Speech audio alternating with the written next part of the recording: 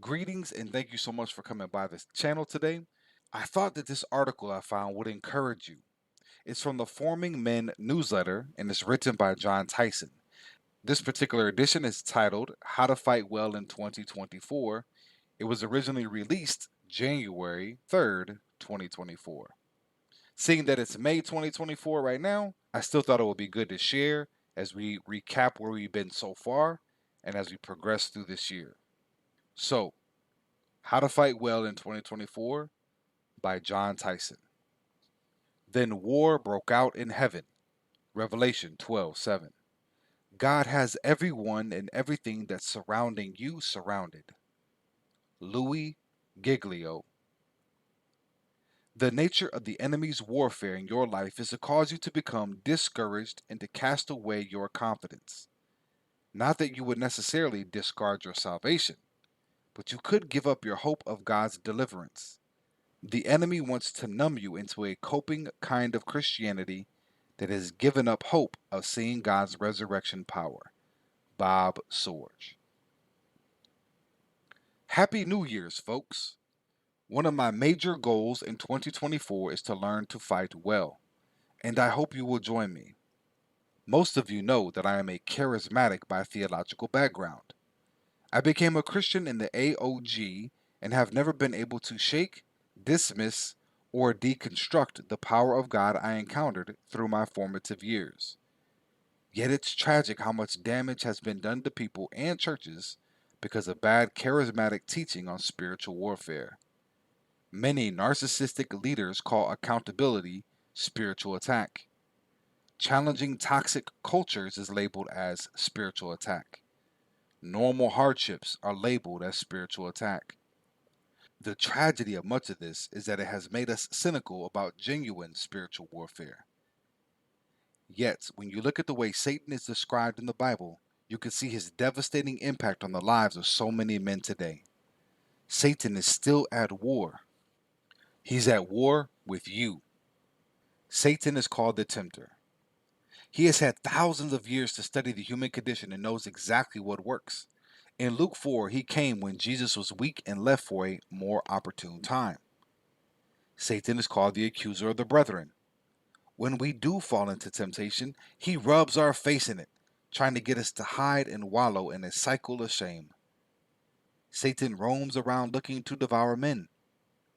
When we are isolated and hiding, he piles it on and begins to devour our lives piece by piece.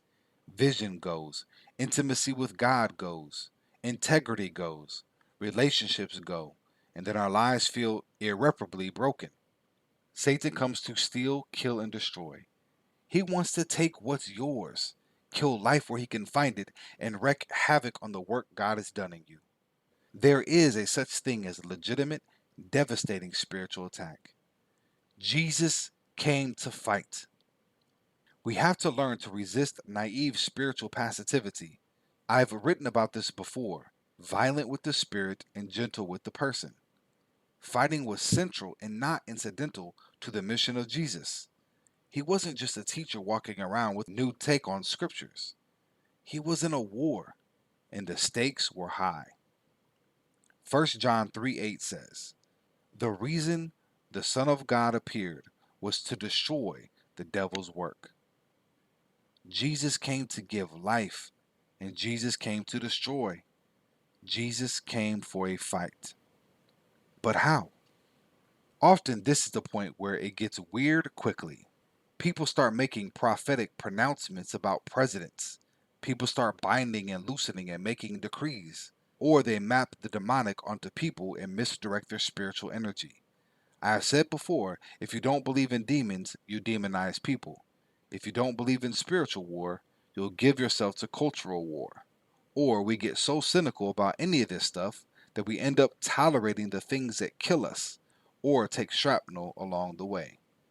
So how do we respond? The best advice I've received on how to fight well is so simple, yet so profound. Spiritual warfare is living in the opposite spirit of the attack. This is in so many ways Jesus' approach to warfare. Satan told Jesus to eat. He fasted. Satan told Jesus to throw himself off the temple. Jesus washed feet. Satan told Jesus he could have the world. Jesus chose the cross. The Pharisees wanted purity. Jesus befriended sinners. The Sadducees wanted power. Jesus was a servant. The Essenes wanted separation. Jesus shared his table. The Zealots offered violence. Jesus turned the other cheek.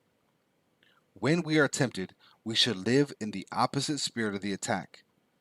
This is the way of Jesus and warfare. If you feel lonely and isolated, don't turn inward. Reach out to 3 or 4 people and check in. Feeling beat down? Text 5 people a word of encouragement immediately. Feeling greedy? Go online and give to a ministry you care about right then. Feeling angry? Do something kind to the next person you see. Struggling with lust? Pray for the women in your church to flourish in their faith and do this with holy defiance. Spiritual warfare is living in the opposite spirit of the attack. Satan wants to destroy you by getting you to live in the opposite of your calling. Ravi Zacharias was an apologist who ended up discrediting the faith. Driscoll yelled at men to take responsibility, and then he bailed on Mars Hill. Carl Lentz reached celebrities for Jesus, and he became famous for his sin. I only mention this as a warning of the way the enemy works. He wants you to live the opposite of your call. You need to live in the opposite spirit of his attack. The fight ahead. Matthew Perry was a man who knew about fighting his shadows. Behind the veneer of success, he wrestled with addiction, shame, and despair. Yet he was woken up to the importance of his war in a comment by Martin Sheen. In his memoir, Friends, Lovers, and the Big Terrible Thing, he writes, Martin Sheen turned to me and said, "Do you know what St. Peter says to everyone who tries to get into heaven?" When I looked blankly, the man who was once president said, "Peter says, don't you have any scars?" And when most would respond proudly, "Well, no, I don't," Peter says, "Why not? Was there nothing worth fighting for?" There is so much worth fighting for this year. Fight for intimacy with God. Fight for your marriage. Fight for your kids. Fight for your community. Fight for integrity. Fight despair. 1 Peter 5:8-9 says, "Be alert in a sober mind. Your enemy the devil prowls around like a roaring lion, looking for someone to devour. Resist him, standing firm in the faith." I pray that you will learn to fight in the way of Jesus this year, the way of love, courage, sacrifice, and joy. And remember, you don't just have the opposite spirit. You have the Holy Spirit, the Spirit that raised Jesus from the dead, the Spirit that empowered Jesus' ministry, the Spirit of truth. Let's walk in that Spirit in 2024. Here to fight alongside you. Thanks for reading. Cheers, John. P.S. If you are looking for a book on Jesus' way of warfare to start 2024, you can check out Beautiful Resistance. I cover how to fight exhaustion, apathy, fear, hate, cynicism, and more. Well, I hope this was a blessing to you in your continued fight in 2024.